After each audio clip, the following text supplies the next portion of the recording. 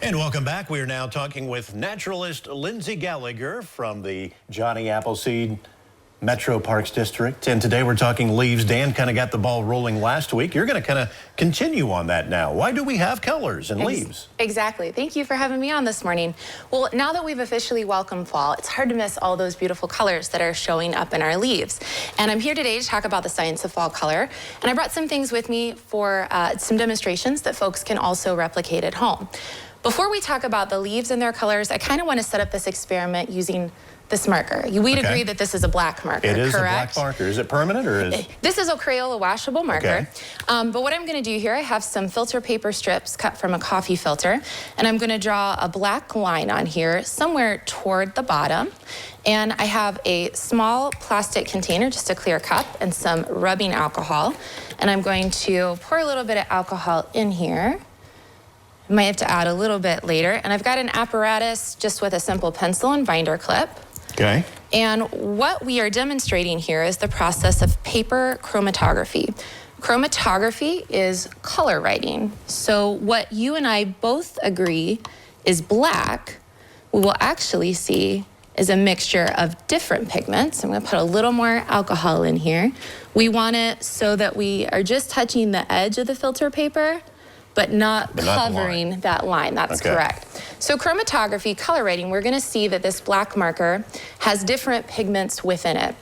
And as it runs here while we're working on our leaves, we will see maybe blues and pinks and browns that are coming out. So what does that have to do with leaves?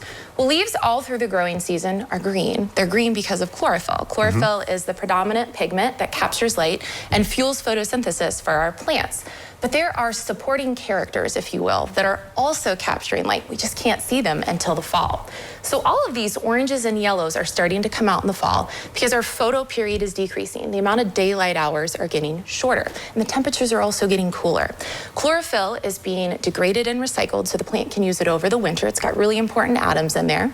And all of those yellows and oranges are starting to come through as the green is going away. So we got to let the alcohol come up a little bit more on the filter paper strip, but I'll show folks how we can replicate this with the green leaves. So underneath this green leaf is actually yellow and orange. And you can see from the chromatograms here, we've got a very nice infographic done with spinach that shows all the different pigment molecules pulled out. But I've also have 3 at the bottom that we did with leaves just you can find in your backyard. And that's what I'm going to demonstrate today. So you can opt to break up this leaf into really tiny pieces and make a solution with the alcohol there. What I like to do is almost make a rubbing, make a pigment line on the filter paper. So I have another piece of filter paper just cut from a coffee filter. I'm going to fold up my leaf a little bit, and I have a paper clip. And again, I'm going to set it toward the bottom of that filter paper, and I'm going to almost etch or rub a line in. And you might have to do this a couple times to get a good, thick green line on your filter paper. So I'm going to go over it a couple times here. And again, you use the same setup. Anything to suspend your piece of filter paper in the cup over some alcohol. So a chopstick might work well, or a wooden skewer that you use when you're grilling. And you'll set that in there, and you can use either a 70%, 90% rubbing alcohol.